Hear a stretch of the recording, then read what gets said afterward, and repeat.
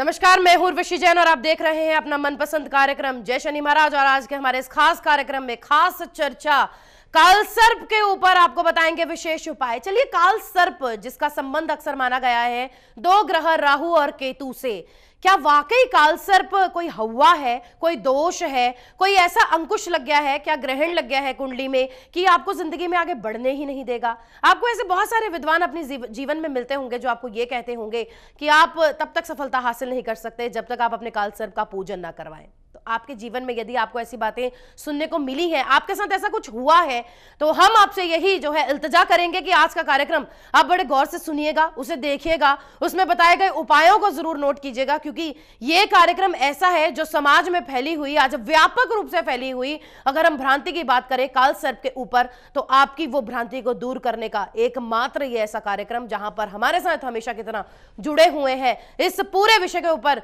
बेहतरीन लॉजिकल चर्चा करने के लिए परम श्रद्धेय परम पूजनीय पीठराधीश श्री सिद्धपीठ शनिधाम से श्री श्री 1008 महामंडलेश्वर परमहंस दाती जी महाराज। बाबा जी, आपके कमल चरणों में कोटि कोटि नमन है, हार्दिक अभिनंदन, बहुत बहुत स्वागत।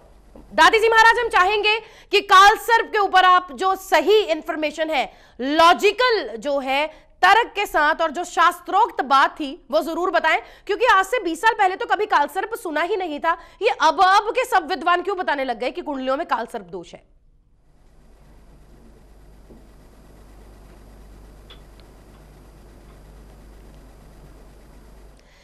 चलिए, शायद किसी तकनीकी वजह से जो है आवाज नहीं जा पाई। दाती जी महाराज, हम आपसे जानना चाहेंगे कि काल सर्प जो दोष है, क्या वो नया अभी उत्पन्न हुआ है? क्योंकि आज से 20-25 साल पहले तो इस दोष के बारे में हम लोग जानते ही नहीं थे। क्या ये पुराना कोई दोष है? क्या ये वाकई इतना खतरनाक होता है जितना कि जो विद्वानों द्वारा है वो बताया जाता है? नमो नारायण। संपूर्ण राष्ट्र को मेरी ओर से खूब प्रणाम, खूब आशीर्वाद। और विषय सुंदर है और सुंदर विषय को आपके सामने रखने जा रहा हूं। और मैं राष्ट्र हित में चैनल के माध्यम से आप लोगों के सामने आता हूं। काल सर्प योग एक ऐसा हुआ, एक ऐसी पीड़ा, एक ऐसा दर्द जो न जाने कितने वर्षों से लोगों को परेशान कर रहा है। चर्चा सदियों से चली आ रही है, आज के नहीं है। इसको अलग अलग रूप में लोगों के सामने रखा गया है, सदियों से चर्चा है। और पिछले कुछ वर्षों में इसको बहुत ही अलग रूप में समाज के सामने रखा है। काल सर्प योग, राहु और केतु के बीच में सभी ग्रह को आना काल सर्प। केतु एक तरफ में हो, राहु एक तरफ में हो, और इस बीच सारे ग्रह आ जाए, चाहे उत्तरार्ध आ जाए, चाहे पूर्वार्ध आ जाए, चाहे 1 से लेकर 7 तक के बीच में आ जाए, या 7 से लेकर 12 के बीच में, जिधर भी जैसे भी केतु और राहु के बीच में, या राहु या केतु के बीच में सभी ग्रह आ जाने को काल सर्प योग कहते हैं। इसकी इतनी विडंबना है, इतनी चर्चा है, इतनी बातें हैं कि लोगों को परेशान किए बगैर, और इसकी चर्चा भी होती है। मैं ये कहता हूं कि क्यों न इसका सकारात्मक पक्ष भी देखा जाए। राहु और केतु के बारे में चर्चा करूं इससे पहले थोड़ा सा हमारे जो मनुष्यों ने कहा है वो बात है। कहते हैं कि जब समुद्र मंथन हुआ था, समुद्र मंथन के समय 12 रत्न निकले थे। हलाल विष भी निकला था, तो अमृत भी निकला था।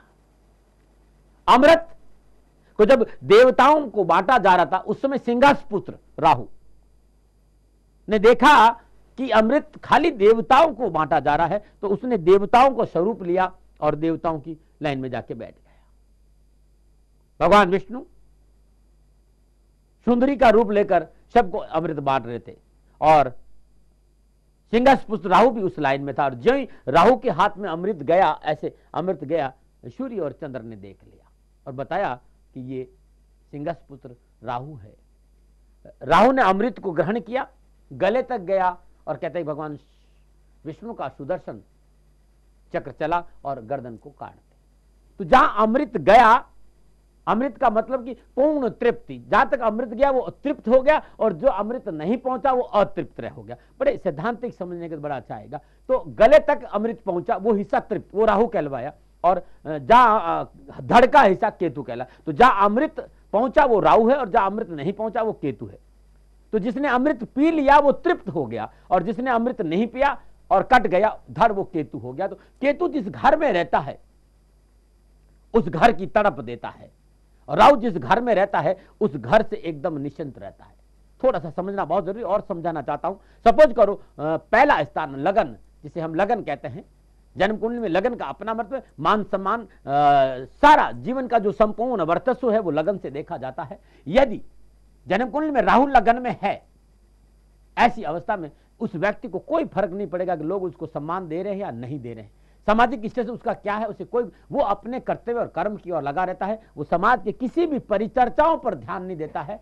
इस कारण कई बार लोग कहते हैं कि इसको प्रॉब्लम, उसको स्वयं को कोई प्रॉब्लम नहीं होती है, दुनिया क्या कहती है उसे कोई फर्क नहीं पड़ता है, वो अपने काम से काम। लेकिन यही लगन में यदि केतु आ जाता है तो व्यक्ति अपना संपूर्ण जीवन मान और सम्मान की प्राप्ति में लगा, कि अपने स्टेटस को मेंटेन करने में लगा, कि उसे कहीं बदनामी नहीं आ जाए, उसको कहीं परेशानी नहीं आ जाए, उसका नीचे स्तर नीचे नहीं आ जाए।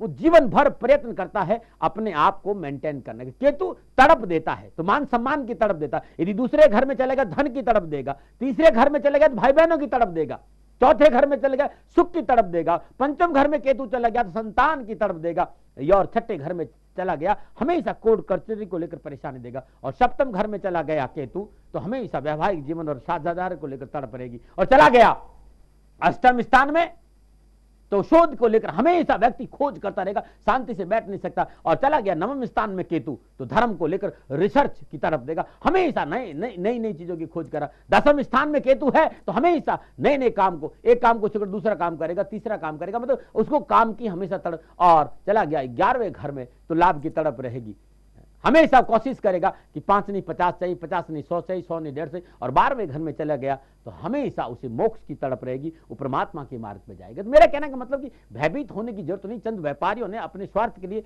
भयभीत किया है। काल सर्प योग नाम ऐसा दे दे दुनिया डरती, वास्तव में केतु और राहु के बीच में या राहु और केतु के बीच में 9 के 9 ग्रह आ जाते हैं, तो इस योग की, और ये योग बहुत अद्भुत है। मैं नाम लेना चाहूं तो सैकड़ों वर्तमान में व्यक्ति हैं जिन्हें आप सभी लोग, जैसे सचिन तेंदुलकर से लेकर लालकृष्ण आडवाणी से लेकर मुलायम सिंह जी से लेकर मोरारी बापू से लेकर सबके लोग जिन्हें दुनिया सम्मान देती, इज्जत देती है, इन सबको काल सर्प योग है। और औरों की बात क्यों करें, आपके दाती महाराज को भी काल सर्प योग है, और जीवन में मेरे से सुखी दुनिया में मैं किसी को मानता नहीं, मेरे परमात्मा की, परमेश्वर की बहुत कृपा है। तो काल सर्प योग से भयभीत होने की जरूरत नहीं, 12 तरह का काल सर्प योग है, इन सब पे चर्चा करूंगा, और कहीं कोई लोगों ने आपको भ्रमित किया है तो मैं इसका उपाय भी बताऊंगा। माते बहुत सुंदर विषय है इस विषय, क्योंकि बहुत मेल आई है, मैं दोबारा वापस चर्चा को करना चाह रहा हूं, बहुत मेल आई है, ये अद्भुत योग है, इसे कहीं भयभीत होने की जरूरत नहीं है, और वहीं भय है तो दाती महाराज आपके साथ हैं। नमो नारायण। बहुत बहुत शुक्रिया बाबा जी, आपने बेहतरीन जानकारी दी है। तो आपसे एक गुजारिश है कि आप इस कार्यक्रम में फोन भी मिला सकते हैं और हिस्सा भी बन सकते हैं। दाती जी महाराज स्वयं आपकी कुंडली का अवलोकन करेंगे, बताएंगे कि आप जीवन में क्या कर सकते हैं। काल सर्प के जातक हैं तो फोन करें, बाबा जी ने तो अपनी ही एग्जाम्पल दे डाली कि वो भी इसके जातक हैं, आपके सामने हैं, आज जन कल्याण कार्यों में सबसे आगे हैं, और हमेशा से वो जो है इतने शनिदेव के भक्त हैं। मुझे लगता है कि ऐसे में काल सर्प उनका क्या करेगा, वो तो अच्छा ही अच्छा करता जा रहा है। चलिए आगे से इस काल सर्प दोष को दोष ना कहकर एक योग माने, अच्छा योग माने, तो देखिए आपकी जिंदगी में भी बहुत सारे अच्छे योग आएंगे। चर्चा करेंगे हम दाती जी महाराज के साथ इसी काल सर्प के ऊपर, इसी कार्यक्रम में। लेकिन उससे पहले, क्योंकि लाइव फोन इन कार्यक्रम है, हम फोन लेना चाहेंगे चंदा जी की, जो कि सोनीपत से जुड़ चुकी हैं। चंदा जी नमस्कार, बहुत बहुत स्वागत है। नमस्कार मैम, मुझे अब 2 क्वेश्चन पूछने, एक अपने बारे में और एक अपने बेटे के बारे में। अच्छा जी। जी, मेरी डेट ऑफ बर्थ है 6 जुलाई 1969 जी, 11:20 AM जी। Birth of place Sonipat. बेटे की भी बोल दें आप। जी, 1 जून 1992 जी, 11:56 AM birth of place Sonipat. प्रश्न करें आप दोनों के लिए। जी, मेरे लिए तो यही कि मैं गवर्नमेंट जॉब के लिए काफी टाइम से ट्राई कर रही हूँ कि कब तक लगेगी और मुझे उसके लिए क्या उपाय करना चाहिए और मेरा भविष्य कैसा रहेगा, और बेटे का पढ़ाई और कैरियर का पूछना था। बेटा क्या कर रहा है आपका? मैम अभी तो उसका कंपार्टमेंट आ गया प्लस 2 में। हाँ जी। मेडिकल, नॉन मेडिकल या आर्ट्स साइंस है? Non medical. Non medical side है जी। बायो ली हुई है जी, तो वो एनडीए के लिए भी जाने की सोच रहा है, अप्लाई भी किया था, तो यही कि आगे उसका किस लाइन में करियर रहेगा। चलिए, आप ये प्रोग्राम कब से देख रही हैं चंदा जी? नहीं, देख तो काफी टाइम से रही हूँ, ट्राई भी काफी टाइम से कर रही हूँ फोन का, लेकिन आज बस दाती जी की कृपा है कि आज मिल गया मेरा। Thank you so very much चंदा जी। चलिए आपकी कुंडली बन चुकी होगी बाबा जी के पास। 6/7/69 बर्थ है इनका टाइम और सुबह 11:20 सोनीपत का जन्म है बाबा जी। ये हम चाहेंगे इनके बेटे की भी बना ली जाए, 1/6/1992 11:56 सुबह का सोनीपत का। और इन दोनों कुंडलियों के बारे में जानेंगे दाती जी महाराज से इसी कार्यक्रम में। चर्चा 12 कालसर्प दोषों के ऊपर। दाती जी महाराज बताएंगे आपको उपाय भी, अगर आप कालसर्प जातक हैं आप क्या करें, खास उपाय, लेकिन इस ब्रेक के बाद।